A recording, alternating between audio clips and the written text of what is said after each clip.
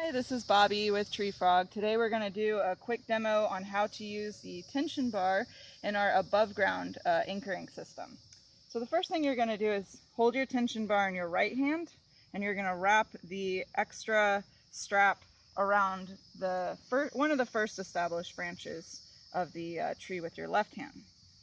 When you have the extra strap on the opposite side of the tree, it's going to go through the top hole of the tension bar. So I'm going to pinch this edge of the strap together and just push it through that hole and then pull it through. Move the tension bar to about a fist width away from the tree, and we're going to tie a little stop knot right under the hole you just went through.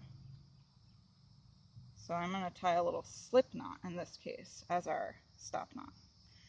And then to establish tension, I'm just going to pull down in the direction of the guy line. So I'm going to put my body weight into this. So I'm just going to pull down along this guy line. So our tension's established. With the extra tail that you have, we're going to pinch these two pieces together above the tension bar. So I'm going to wrap this around about 3 times. 3 times, something like that.